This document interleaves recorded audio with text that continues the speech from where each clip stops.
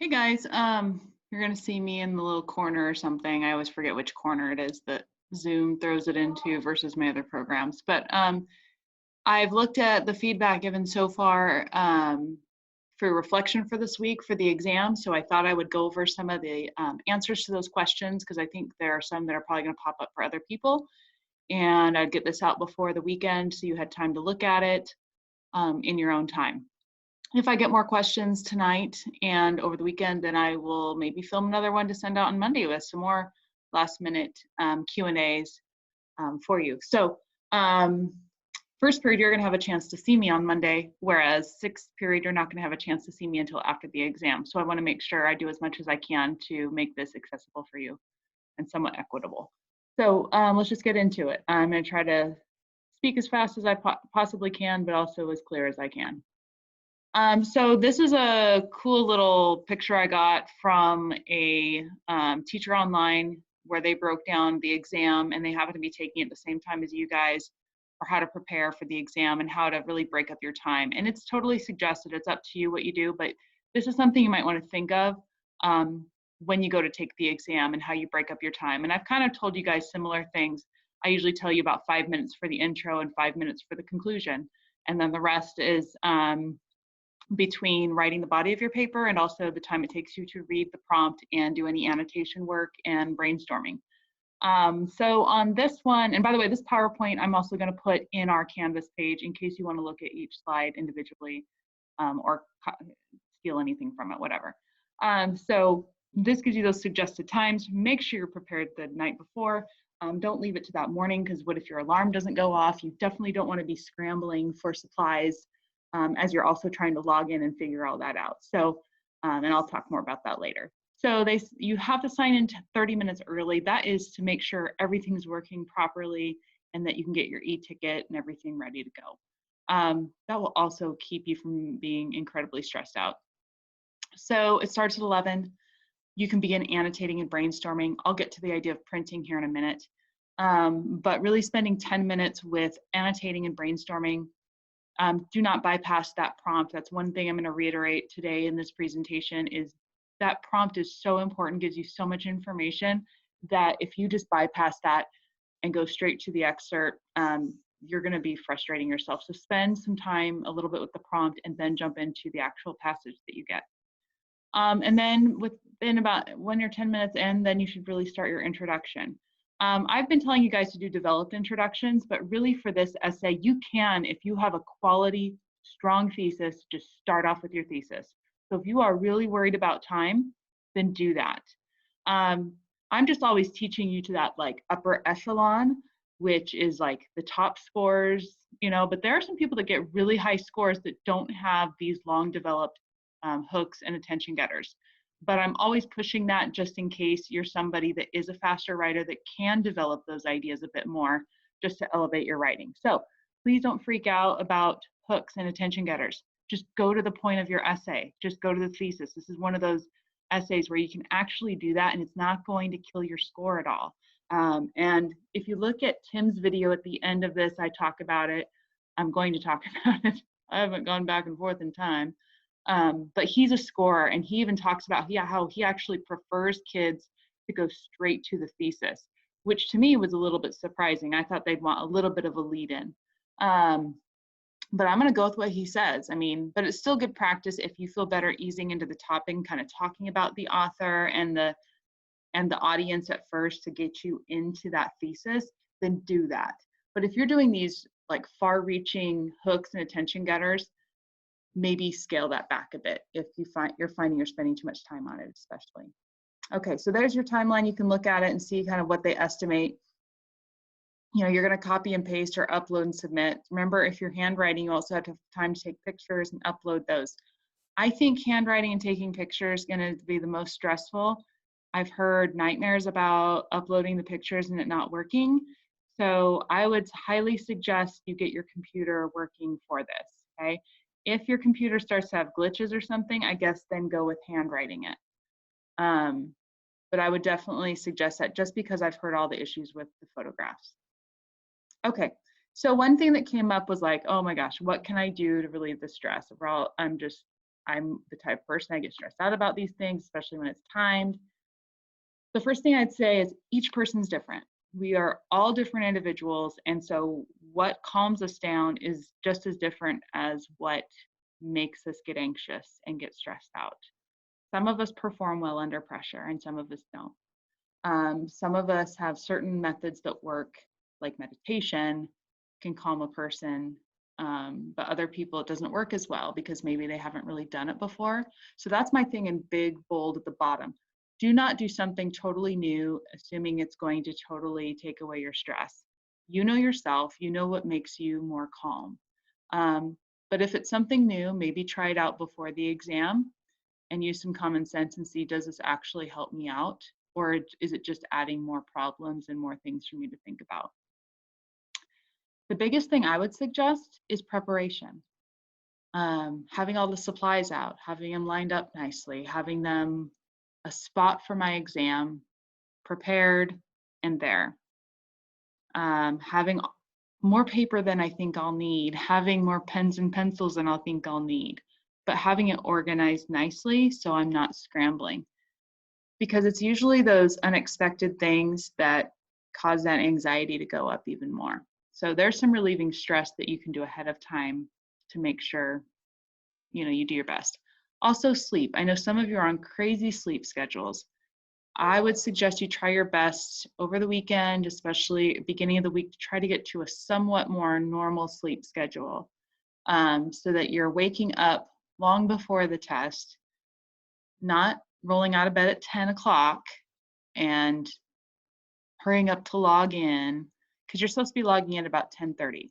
So I would try to get at least your 8 hours of sleep, which means if you're rolling out of bed at 9 to give your body a little bit of time to wake up, you would definitely want to be in bed by at least 1. But I would, you know your body, you know how you perform your best, you know how much sleep you need in order to do your best. I mean, most of you are really aware of that. Okay, next thing, coffee, tea, water, snacks, a bath, thinking of my stupid face, having a stress relieving ball. I mean, what is it that you usually use that causes you to chill out? Everyone's different. Some people, like with caffeine, it doesn't really amp them up. Some people, caffeine actually calms them down. So you need to know yourself and what's going to keep you happy and focused. Some people, taking caffeine is going to make it more difficult. And they'll get jittery. And if you're jittery, then you're gonna notice those jitters and you're gonna get more anxious. So I would really suggest you don't do anything out of your norm. Find those things that usually bring you like solitude and have that. I would not put on music. There's studies about music and studying and productivity. I would highly discourage listening to music during the exam. I know some might argue with me. My daughter does it all the time, but go look at the science. There's very certain types of music for certain tasks that can help with productivity, but most students do not know what those are, and that's not what they're listening to when they're doing assignments. So I would highly suggest you not listen to that. Maybe have something on the background for white noise, because some people can't handle a completely silent room. You know yourself, okay? Remember how you are in class when we do a timed write. Is it really distracting when you can hear little noises like people coughing? Well, what's going to be happening in your house? Is there someone in the next room making noises and might be coughing or talking or watching TV? So maybe you need to prepare a little bit of background music just to keep that out, but don't have it have any words. That is one of the keys to music theory with studying, is it should not have words, and it should not be songs because you know what your brain's going to do? It's going to start thinking of those words. It's going to start singing along. And that's going to be using that energy for something that's not helpful. Okay, so that's just some common sense for me. So one tip I have that I use for kids that have definite anxiety things where they start to like leg shake and things like that. Oftentimes your body is trying to work things out. You're at home. You can get up and pace if you need to. Pick up your computer and pace with it if you can while you're reading. If that's something that helps calm you or get out that energy or those that jiggling. Another thing I suggest to kids is get a Crayola marker, because they don't have, they're smooth, the barrel is smooth on them, there's no stopping point for them. And I had them put it under their foot, and they just roll it quietly. And they can do that while they're working, because it gives their body something to do, so that it especially works well for kids with ADHD issues. So it gives their body an outlet for that energy, and so they can focus their brain a little bit better. Doesn't work for every kid, but it's something I noticed. Same thing, it's the same concept as the stress relieving ball or the fidget toys. They don't work for everybody. You just have to know what works for you. So again, don't do something totally new. Use some common sense with it. You don't want to cause yourself more problems and stress. All right, so organization. That was another question I got. So there's two types of organization I really looked at. One was organizing your writing, and one was organizing yourself. So first, organizing your writing. Don't forget your intro and conclusion. Like I said, intro, don't get stressed out if it is not a complete, full introduction. I'd rather have a really strong thesis and a great body to your paper. The body of your paper is so pivotal, where you talk about how the author wrote everything and why they chose to write it that way and why that was so effective. The conclusion's also very important. Tim talks about that in his video. He has a great one on conclusions where he mentions that. So what I would say for a conclusion is, wrapping those ideas together that you've talked about throughout, bringing that together, talking about how this strategy and this device and this technique that you talked about, how that all contributed to this big thing at the end. And then you can branch it out from there, web it out to what we should take from that. That's another way to make it more interesting. Or even just making commentary on why that's still so effective for that audience, and really kind of making that judgment call on it about how well they did. And I'll tell you that most of these are going to be like, these are great writers that they pick. So most of them, it's like, they aren't horrible at what they're doing in their writing. They're all great writers. So the likelihood that you'll have one that's like, oh, I don't think they did a very good job. No, they're not picking people that don't know what they're doing with writing, okay? Another suggestion I would have is you could write about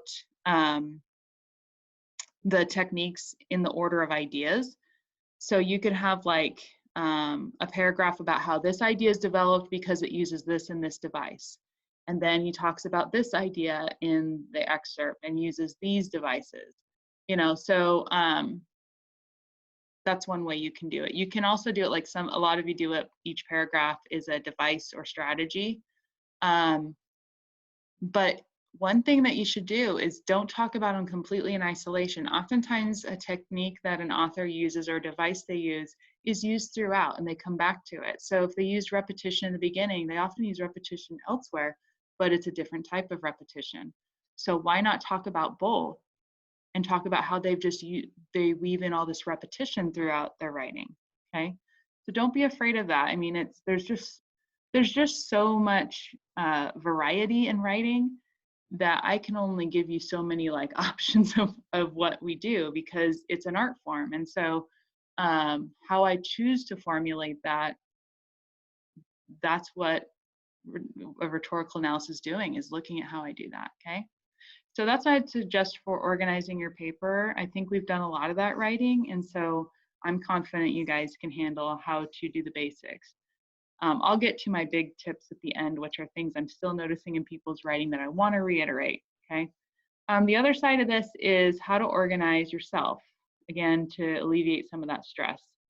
So do you actually have a table and chair? I'd highly suggest you not sit on your bed and try to have your laptop on your lap and be typing this up.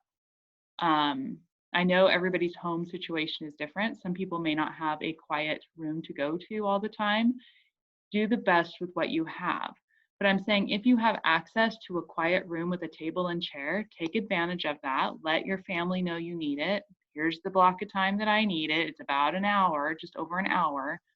And then have all your stuff set up there beforehand. If you have smaller siblings who might get into your stuff, keep that stuff in your room in a safe spot. And then when you're going out there to log in, bring it out with you and get set up, okay?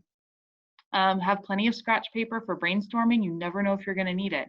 And you don't want to be scrambling once the test starts to try to find that stuff. Same thing with pens and pencils, highlighters maybe. I mean, it depends if that technique works well for you. Sometimes highlighters, I mean, I know we use them in class quite a bit because I want you to really visualize what's going on in a piece. But when it gets to test taking time, I mean, it's not normally allowed in the regular exam. And part of it is it takes up so much time to highlight.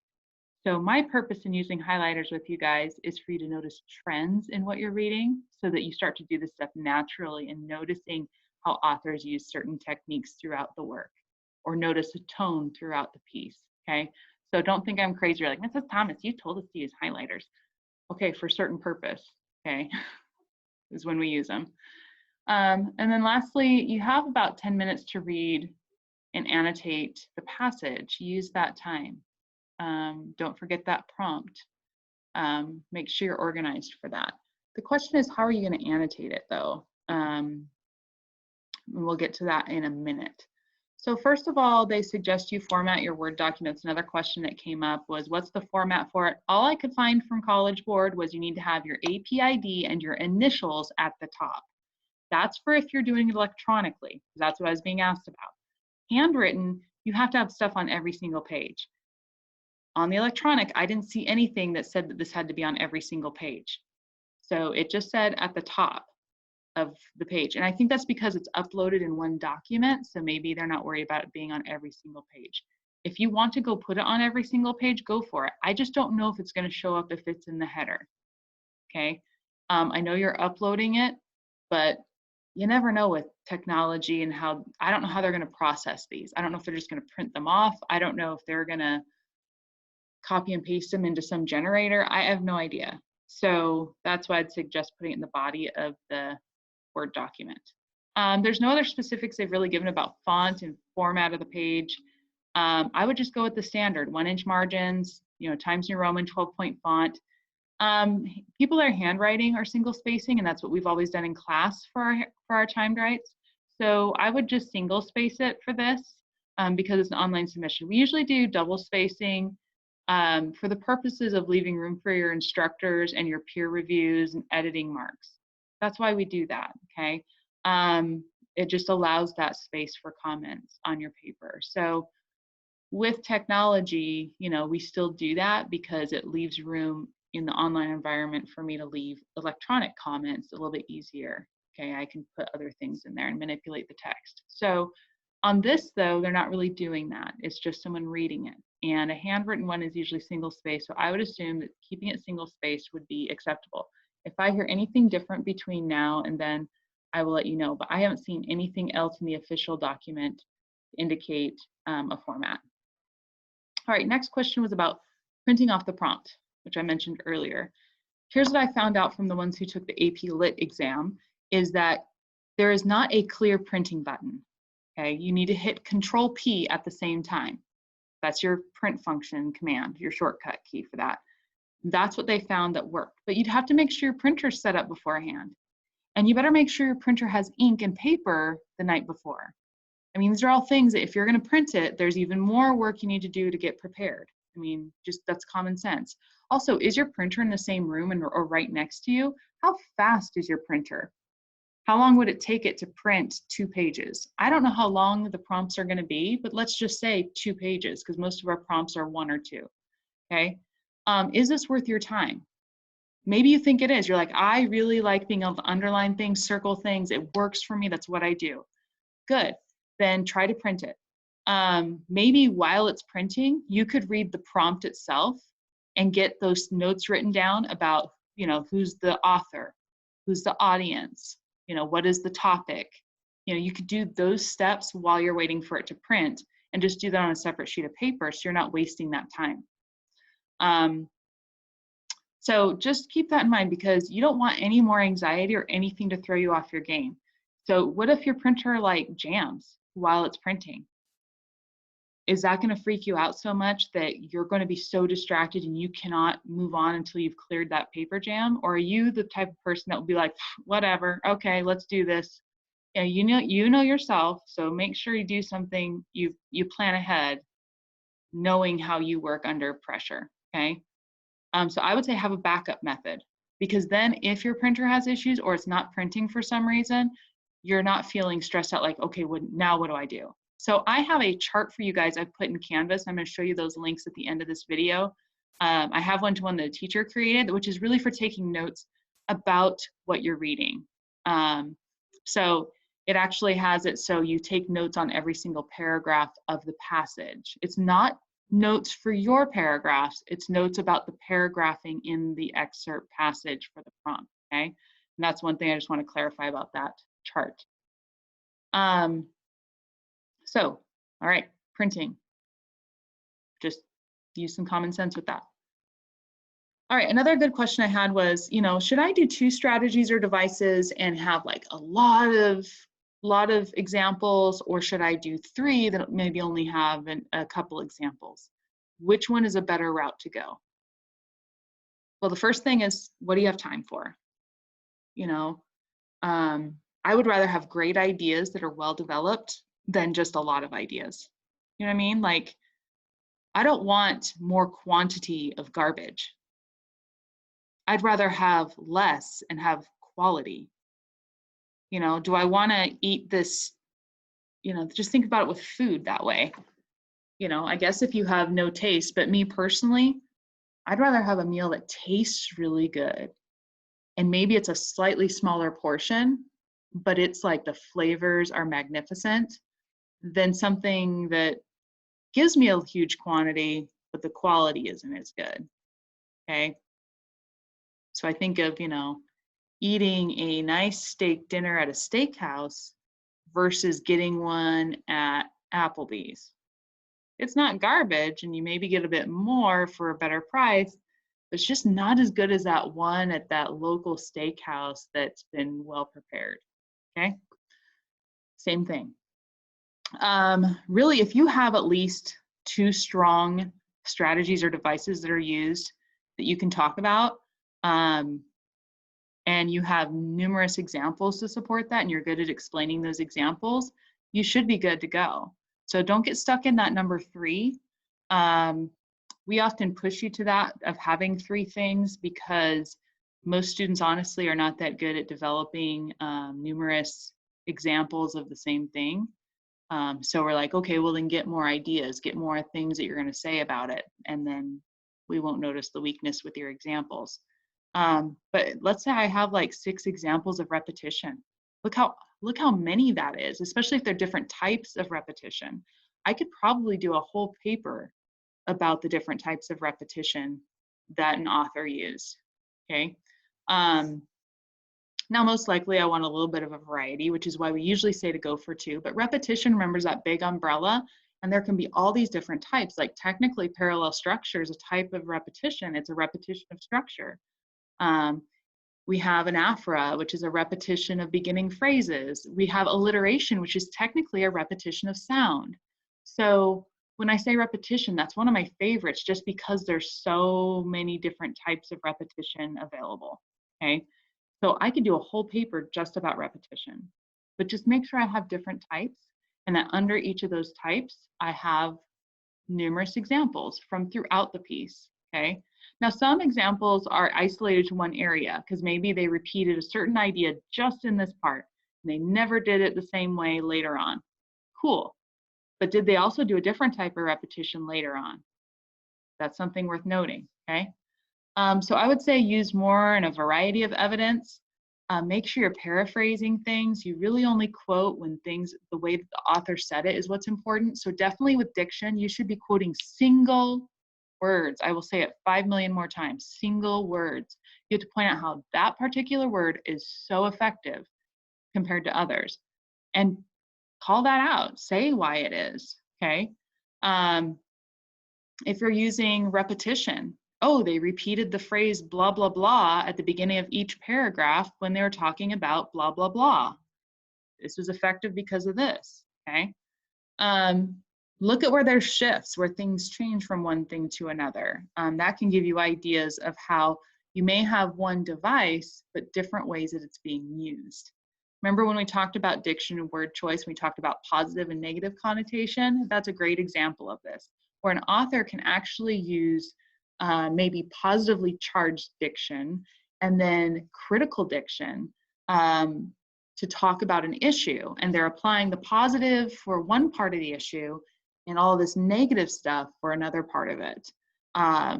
So remember with Gandhi's piece where he would use the positive about bringing people together and finding a new way for Britain to work with the people of India, yet he was critical in other ways with his tone about how the British have treated the people.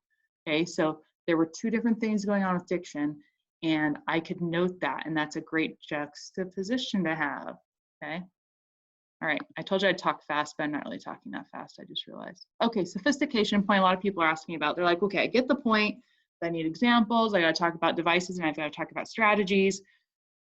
So the elusive sophistication point. First of all, don't get yourself worked up over it. If you don't get the sophistication point, you can still get a really high score on the exam, okay? Just don't stress out about it. You can still pass the exam without the sophistication point. So, but here's some tips I would give you. This is really about your art of writing. How are you able to do the types of things that we've been studying all year long in other writers? So first thing I would notice that I think anyone can do is make sure you are always clear and consistent in your essay. Make sure your purpose and your audience are always referenced back to everything goes back to that main thesis point about what is that purpose, what is their opinion on blah, blah, blah, and how is that so effective with this audience, okay? Again, don't stress about the introduction unless you have time to. A strong thesis is far more important. You guys are so lucky to type these up that you're going to be able to, if you have time, go back and add to your introduction and make changes. So that's really awesome with the typed version this year. Two, next thing I would do, elevate your vocabulary. But definitely make sure it's accurate. Yeah, I put defiantly there because I can't tell you how many times kids use defiantly instead of definitely. So you want to make sure it's accurate though. So a lot of kids will plug in words that sound really smart, but the way they use them, it doesn't sound like them at all. It doesn't sound like the rest of their writing. It seems very contrived, fake, and you can tell. And it's like, oh, nice try, but it didn't really sell it to you. So you just want to be careful. There's this delicate balance you have as a writer of still sounding like you, not sounding too generic, but also showing that you have writing chops, that you know your way with words. So just elevate that vocabulary. Use multisyllabic words. Okay, go find them. But also have variety of sentences. I don't have this on the slides here, but that's one thing I would also keep in mind. Sometimes having a short, choppy sentence is incredibly effective. What you don't want to do is have every single sentence be short and choppy, because then that just becomes your normal writing style, right? And then it's no longer something that gets our attention. It no longer makes anything pop. Whereas if the rest of your sentence are much more complex, and then we're suddenly hit with a 2-word sentence, that grabs our attention, okay?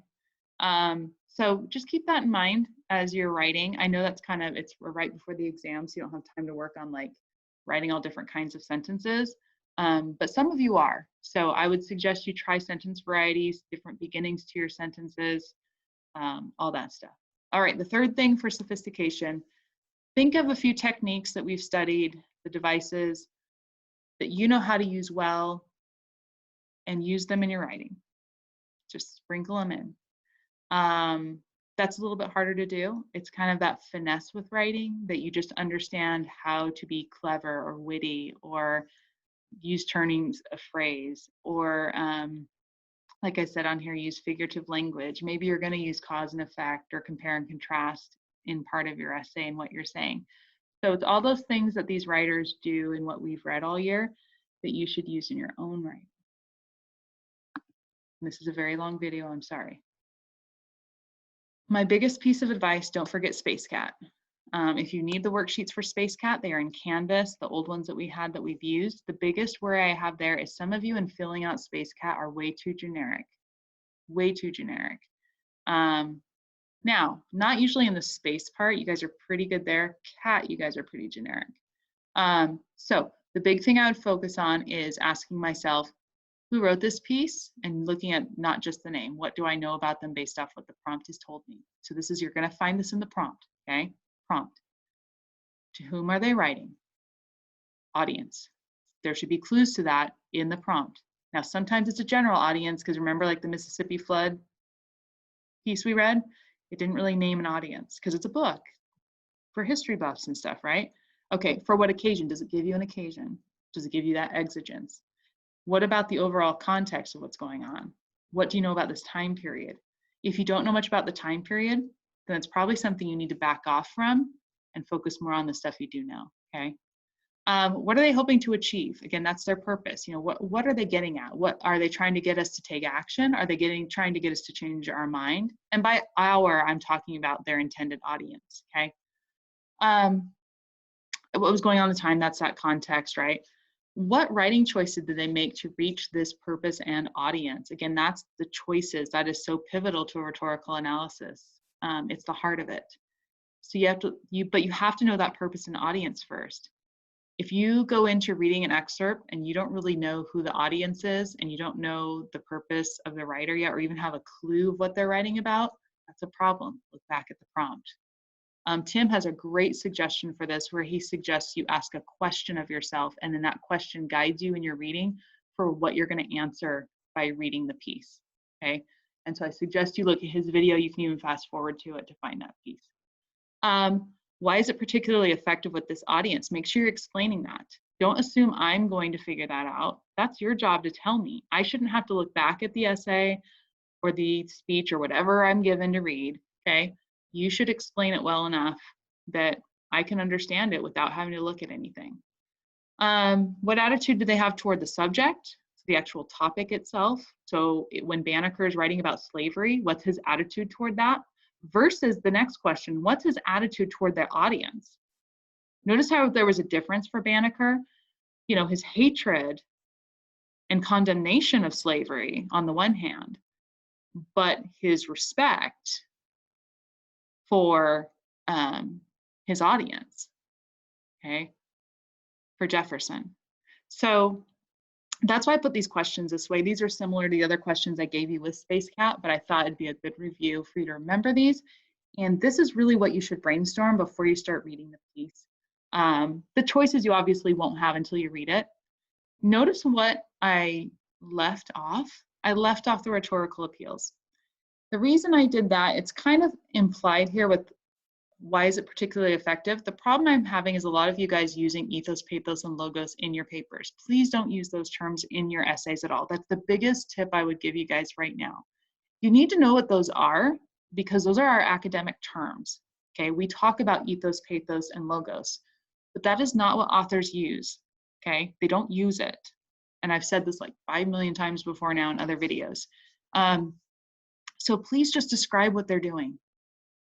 If they are making the audience feel guilty about their past and their decisions in the past, then just say that. You don't need to say they appeal to pathos, okay? We know that's the overall effect, right? That's what they are appealing, is to those emotions, but just tell us what they are, okay? Just don't overcomplicate it. Because that's really one of those where using the term is not going to make you sound fancy, okay? The teachers, trust me, the graders, the scorers are sick of hearing kids using those 3 terms, ethos, pathos, logos. Don't put them in there. Don't. All right.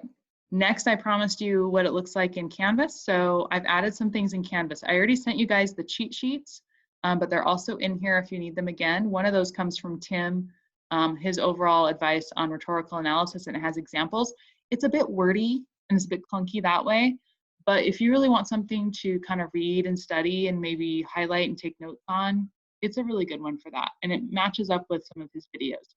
The next thing I have linked in there is the 7 tips from Garden of English.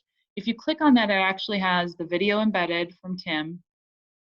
And it's like a 16-minute video where he goes over his tips for his students. And so it'll be some similar things to what I've talked about here today. But he's going to talk really fast. He'll give you some examples. And in there, I also have linked another teacher's document that she created that matches up with it, with the examples he talks about embedded in the document so you can see them. or links to the things he references. Okay, so it's a supplemental to go with his video. And then the last thing is the annotation chart. That's from another teacher. That's one where if you're not going to write on the actual prompt, but you want a place to take notes, it's an optional chart. All it really is it tells you, has like the space at the top for space cat, like take notes of that up here. And then it has 2 spots for introduction paragraphs, because oftentimes introductions are more than 1 paragraph in the things we read, right, in informational texts. They can be numerous paragraphs. So she left like 2 intro paragraph spots. So you could write like, what are the techniques or strategies used there, and what's the purpose of that section? Like, what's the message? Like, what are they trying to do there? And then it does that for the body paragraphs and gives you a couple spots for body paragraphs for that same type of note jotting, and then same thing for conclusions, okay? And sometimes conclusions are also a couple of paragraphs. So that's there in case you want it. It is a PDF, but you can definitely put it in another document or just mimic it in one of your own. You could just print it off. Totally up to you. We don't know how many paragraphs the excerpt is going to be, so there may be more or fewer than what are in that document, so just be aware of that. Lastly, I've been talking about Tim, one of my favorites, you know that. I like it because he talks about these things differently than I do, so it gives you a very different perspective. I mean, there's some similarities, obviously, with some of the terminology, but he has different ways of explaining things than I do, and I just feel like that's important to see sometimes and hear from somebody. So these are his 7 tips for the rhetorical analysis essay. I kind of already gave some of mine throughout this presentation, but he has some additional ones that I think are really solid. So you can just watch it in the PowerPoint that I'm going to upload this to Canvas, and it has the link there as well. And that is Garden of English. It's his YouTube channel and website that he runs and gets help from a couple of other AP teachers. And what's really adorable is that's his son, who's 8, so the same age as my son, and his son's name is Atticus, which, if you remember To Kill a Mockingbird, holy English teacher nerd alert, and I love it. So that's it. I think you guys are going to do great on the exam. I'm not too worried about it. I think that if you take a deep breath and just think of all the stuff I keep reminding you of, you've got to get in the head of a writer and just think of, why is this person writing this? What are they hoping to do? Who's their audience, and what would be most effective to reach that audience? And what have they done here that actually helps them do that?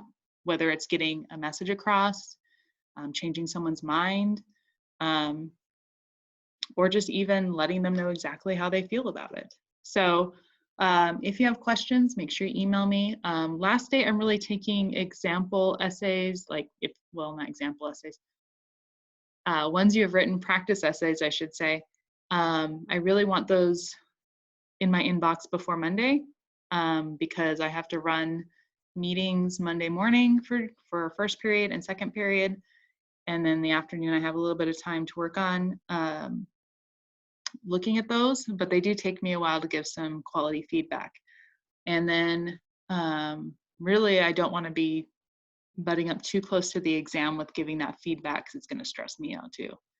And honestly, if you're not getting feedback until the day before the exam, is it really going to be that helpful at that point? Is kind of my philosophy. So I'd rather have you focus on like doing some review things, maybe just reading a few articles. Don't even write an essay about it, just read it and think about it. Maybe take some notes of what you think, rather than writing a full-blown essay. Find a newspaper article, read it. Ask yourself, who's the author? Who's the audience? What's their purpose? What are they trying to get across? There's lots of things you can do. Open up that old AP Lang book that's collecting dust. Do the same thing. Find a passage in there, read it. Ask yourself those same questions. That's the type of practice you really need. And you can find things from all different time periods in there. So if you're feeling like, I need some pre-20th century things to read, go to your AP Lang Comp textbook. It's going to tell you when the author lived, when this was written. So you can always find something in there to read. Ask yourself those same questions that we do with Space Cat all the time. And that is End of my advice. I don't even know what else to say. It's taking too long, huh? All right.